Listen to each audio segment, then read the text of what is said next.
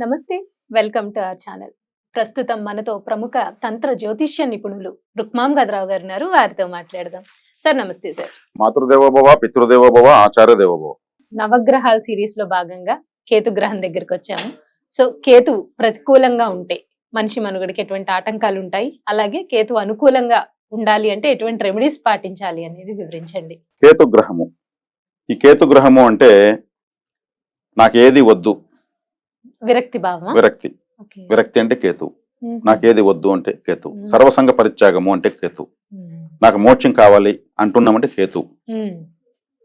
నేను ఈ సమాజంలో అడవులకు వెళ్ళిపోతాను, హిమాలయాలకు వెళ్ళిపోతాను, ఇంకేదో నాకు నేను పోయేసి అక్కడ ఆశ్రమాలు చేరిపోతాను, నాది అక్కర్లేదు, ఇదంతా శాశ్వతం కాదు, ఎవరు మనతో కూడా వచ్చేవాళ్ళు ఎవరు లేరు, ఇదంతా సంపాదించి ఎత్తుకుపోయేది ఏమి లేదు, సంపాదన ఏం చేసుకుంటాము, ఎత్తినేసి కాల్చుకుంటామా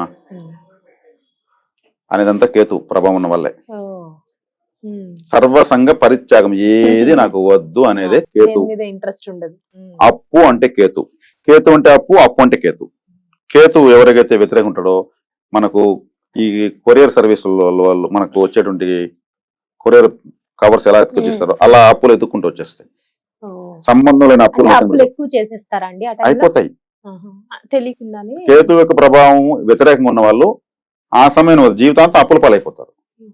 ఐపీఎల్ పెట్టేసి ఊర్లు విచ్చి వెళ్ళిపోవడము, సూసైడ్లు చేసుకోవడము, లేదంటే ఏం చేయలేకుండా మరి ఇంకా దయనీయమైన స్థితిలోకి వెళ్ళిపోతారు. కుటుంబాలు సూసైడ్ చేసుకునేస్తారు. కొన్ని ఆలయానికి వెళ్ళడం, దర్శనం చేసుకోవడం, చనిపోవడం. అప్పుల బాధ తట్టుకోలేక రైతుల ఆత్మహత్యలని అలా రాస్తుంది. కేతువు అంటేనే అప్పు. అప్పు అంటే కేతువు. ఈ కేతు అంటే ఏది వద్దు. కేతు అంటే వాళ్ళకి ఏ పని లేదని అర్థం, అందుకే ఏది వద్దనేస్తారు. మరి వాళ్ళు ఏదైనా చేస్తే ఏమవుతారు? అప్పే అవుతారు.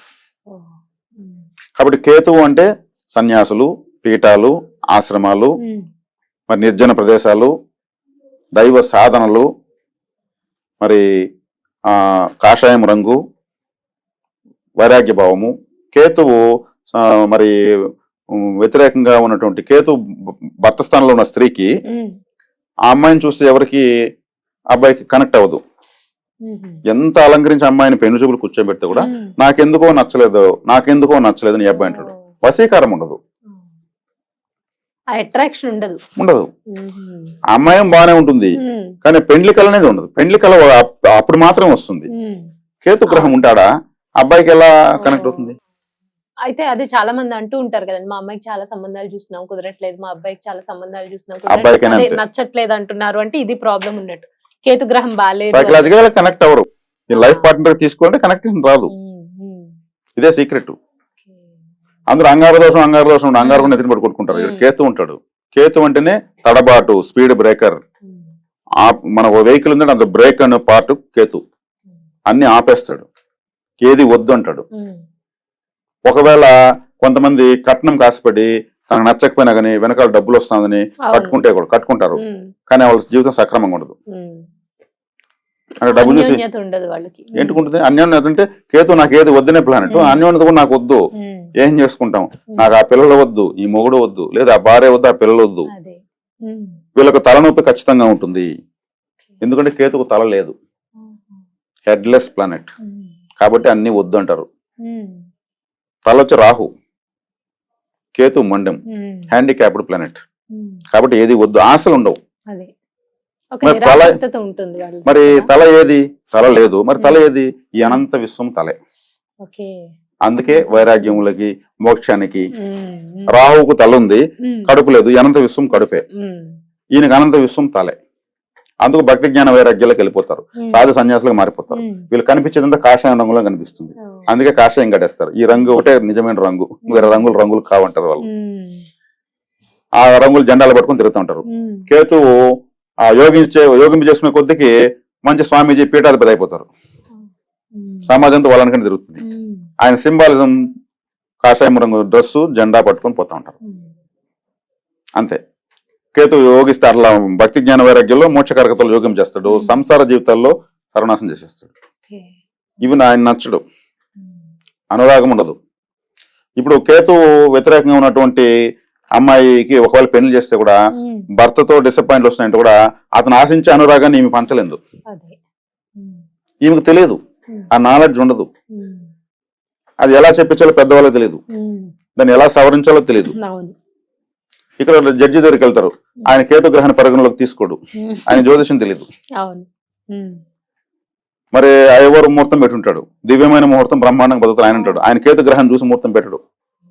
గ్రహాలు జీవితాలను ఎలా శాసిస్తాయనే దాన్ని బట్టి మీకు ఇప్పటికీ అర్థమైంది. నిజంగా చాలా ఆశ్చర్యంగా ఉంది నాకు వింటుంటే కూడా. కేతు గ్రహం నాకు ఏది వదిలేదు కాబట్టి కేతు గ్రహాన్ని వ్యతిరేకంగా ఉన్నప్పుడు గురువులను సన్యాసులను ఆశ్రమాల పీఠాలను సందర్శించకూడదు, వెళ్ళకూడదు అంటారా? వ్యతిరేకంగా ఉంటే. అంటే వ్యతిరేక దగ్గరికే వెళ్తున్నారు వీళ్ళు, ఇంకా వాటికి ఎక్కువ అట్రాక్ట్ అయిపోతారు కాబట్టి. అట్రాక్ట్ కూడా కారు, వీళ్ళకి వ్యతిరేకంగా ఉన్నాడు కాబట్టి అక్కడికి వెళ్తే వీళ్ళకి కష్టాలు ఎక్కువ అవుతాయి. అనుకూలంగా ఉంటేనే వెళ్ళాలి. అవి ఆ గురువులను ఆశ్రయించాలంటే కేతు అనుకూలంగా ఉన్న వాళ్ళు వెళ్తే ఇదవుతుంది. నేను ఆ గురువుని నమ్మాను అంత మోసపోయాను, ఈ ఆశ్రమానికి వెళ్ళాను ఇంత మోసపోయాను అనే వాళ్ళు కేతువు వీళ్ళకు వ్యతిరేకంగా ఉన్నాడు కాబట్టి ఆ కేతు కారకత్వం టచ్ చేస్తే ఇంకా నష్టపోతారు. కాబట్టి అందరూ గురువులను పూజించాలని రూల్ ఏం లేదు. ఇక్కడ గురువులు చెడ్డవాళ్ళని నేను అనడం లేదు, వాళ్ళ దగ్గర మనకు అనుమతి లేదు. ఎక్కడ అనుమతి ఉందో అక్కడికి వెళ్ళాలి. అనుమతి లేని చోట పోయి ఆరాధనలు చేసేదాని వల్ల డబ్బులు పోయిందని మళ్ళీ వాళ్ళు ఫేక్ స్వామీజీలని ఇన్ని చెప్తారు. మనకు అనుకూలత ఎక్కడుంది అక్కడికే వెళ్ళాలి. మనకు దాహంగా ఉంటే నీళ్ళే తాగాలి, సాంబారు రసం తాగితే కడుపు మంట పెరిగిపోతుంది. కాబట్టి మనకు అనుకూలత లేని చోటకి వెళ్ళాలి. అది ఎలా తెలుసుకోవాలంటే తంత్రదోషంలో మేము చెప్పిస్తాం, ఏ గ్రహం అనుకూలం ఏ గ్రహం ప్రతికూలం. ప్రతికూలతను అనుకూలం చేసేదానికి మేము ఏం చేస్తాం, దాన్ని పట్టించుకోవద్దనే చెప్తాం. పట్టించుకోకపోతే అదే మనల్ని పట్టించుకోదు. నేను మీతో మాట్లాడుతున్నా కూడా మాట్లాడకపోతే మాట్లాడరు. సేమ్ ఇంతే అక్కడ కూడా గ్రహాలు వ్యతిరేక గ్రహాలు ఉంటాయి, ఆ వ్యతిరేకతలను పట్టించుకో, ఆ కారకత్వం వదిలేయాలి. అనుకూల గ్రహాలు ఉంటాయి, వాటిని స్వీకరించాలి. సింపుల్, ఇదే పరిహారం. దాన్ని ఎలా చేసుకోవాలో ఆ లాజిక్ ఫార్మాట్ మేము చెప్పిస్తాం. జ్యోతిష్ శాస్త్రం చాలా సులభమైంది, చెప్పుకోగలిగే విధంగా చెప్పుకొని దాన్ని కరెక్ట్ గా ఆలోచించగలిగితే చాలా సులభంగా మనం మన జీవితాన్ని ప్రతిరోజు దీపావళిలాగా మార్చుకోవచ్చు. లేదంటే ఇది ఒక పెద్ద మోసమైన సబ్జెక్ట్ అని మోసగించేదానికి జ్యోతిషం అనే విధంగా తయారైపోతుంది. కరెక్ట్, దీన్ని మనం ఒక హల్వాలాగా ఆస్వాదించవచ్చు, అంత మంచి సబ్జెక్ట్ ఇది. కాబట్టి కేతు యొక్క కారకత్వాలు మనం ఇప్పుడు తెలుసుకున్నాం. కేతు అనుకూలించాలంటే తత్సంబంధ కారకత్వాలు ఎలా పట్టుకోవాలో అర్థమైపోయింది ఇప్పటికి. అనుకూలంగా లేకపోతే తత్సంబంధ కారకత్వం విస్మరించాలి. కాబట్టి అవి అనుకూలంగా లేకుండా యుక్త వయసులో చాలా సమస్యలు వస్తాయి. మరి కోడి అనేటువంటి ఒక పక్షి కేతువే, చికెన్. కోడి ఉందంటే తిరుగుతూ ఉంది చుట్టూ, కేతు గ్రహం తిరుగుతూ ఉంది లెక్క. దాన్ని తిన్నామంటే ఏమవుతుంది, అప్పులు పెరిగిపోతాయి, విపరీతంగా పెరుగుతాయి. చికెన్ ఎగ్గు తినకుండా ఆపేస్తే దాంట్లో మనం అప్పటి నుంచి కంట్రోల్ వస్తుంది. ఈ కోడి పుంజు బొమ్మనే సుబ్రహ్మణ్య స్వామి జెండా పని పెట్టుకుంటాడు. ఆయన ఒక ఫ్లాగ్ చూస్తే ఇక్కడ కోడి పుంజు ఉంటుంది. బ్రహ్మముహూర్త కాలానికి కూత వేసేది కోడే. ఇది మోక్షకారకత్వ జీవి అని చెప్పాను కదా, బ్రహ్మముహూర్త కాలానికి అదే లేస్తుంది ఫస్ట్. కోడి కూస్తే ఎవరు విసుక్కోరు, అబ్బో కోడి కూస్తే తెల్లవారుతుంది. అప్పుడు పరబ్రహ్మ తత్వమైనటువంటి మాంసాన్ని తినడం వల్ల మనకు వ్యతిరేక ఫలితాలు వచ్చి అప్పుల పాలైపోతుంది. ఇప్పుడు నేను కోడి లాంటివి వచ్చాయి, కోడి అంటే నాటు కోడి లాంటివి కొన్ని వచ్చాయి, ఫారం కోళ్ళు బ్రాయిలర్ లేరని, అవన్నీ కోడి లాంటివి. కాబట్టి ఎంతైనా కోడి లాగానే ఫీల్ అయి తింటారు. కాబట్టి అందరూ అప్పుల పాలు. అప్పు లేని వాడు ధన్యుడు. ఇప్పుడు అప్పు లేని వాళ్ళు లేరు, వర్షం తల్లడం లేదు, అలా అయిపోయింది సమాజం. కాబట్టి దీన్ని తరువాత తప్పించుకోవాలంటే సుబ్రహ్మణ్య ఆరాధన చేయడం వల్ల కేతు గ్రహం యొక్క అనుగ్రహం ఒకవేళ వ్యతిరేకత ఉంటే కూడా కంట్రోల్ అయిపోతుంది. తిరుచెందూరు సుబ్రహ్మణ్యేశ్వర స్వామి, తిరుచెందూరు అంటే సముద్ర తీరంలో ఉంది క్షేత్రం. అది సముద్రము అంటే ధైర్య వీర్య విజయస్థానం, చాలా శక్తివంతమైన సముద్రం. సముద్రం లేకపోతే ప్రపంచం లేదు. అందులో నుంచే మనకు వర్షం వస్తుంది, అందులో నుంచే ప్రపంచంలో ఏ దేశానికన్నా వెళ్ళొచ్చు. బ్రిటిష్ వాళ్ళు, పోర్చుగీస్ వాళ్ళు, డచ్ వారు అంతా కూడా వచ్చారంటే సముద్రయానం ద్వారా వచ్చారు మన దేశానికి, మన సంపదను తరలించారు. అటువంటి సముద్రం పక్కన తిరుచెందూరు సుబ్రహ్మణ్యేశ్వర ఆలయం ఉంది. అక్కడికి వెళ్ళి రాత్రి నిద్ర చేసి సముద్ర స్నానం చేసి, సుబ్రహ్మణ్య స్వామి స్నానం చేసిన బావి ఒకటి ఉంది అక్కడ, స్వయంగా ఆయనే స్నానం చేశాడు. ఆ బావిలోకి వెళ్తే క్యూలో పోతారు జనాలు, 3 బకెట్ నీళ్లు పోస్తారు మన పైన, తలనీలాలు సమర్పించి, స్త్రీలైతే ఒక 3 కత్తెలు ఇచ్చేసి నిద్ర చేయడం వల్ల ఆ క్షేత్రం యొక్క ఆ భూమి మన యొక్క నెగటివ్ అంతా లాగేస్తుంది ఒక రాత్రి నిద్ర చేస్తే. కేతువు, రాహువు, గురువు, కుజుడు, ఈ 4 గ్రహాలు యాక్టివేట్ అవుతాయి సుబ్రహ్మణ్య స్వామి ఆలయానికి వెళ్తే. ఇంక ఏ హోమం ఏ రత్నం అవసరం లేదు, చక్కగా అక్కడికి వెళ్ళి రావచ్చు. కాబట్టి కేతు యొక్క అనుకూలత కోసం తిరుచెందూరు సుబ్రహ్మణ్య స్వామిని ఆరాధించి చికెన్ లాంటివి, ఎగ్ లాంటివి తినకుండా నిలిపేస్తే ఉత్తమం. లేదంటే కేతుతో పాటు ఇంకో 3 గ్రహాల ప్యాకేజ్ యాక్టివేట్ అయిపోతుంది. చక్కగా మనకు అందుబాటులో ఉంది ఆలయము. వేల సంవత్సరాల ముందు అక్కడ ప్రతిష్ఠ. అనుకూలించుకోవాలంటే ఎటువంటి పరిహారాలు పాటించవచ్చు అనేది చాలా అంటే సింపుల్ గా చెప్పారు. ధన్యవాదాలండి. ధన్యవాదాలు.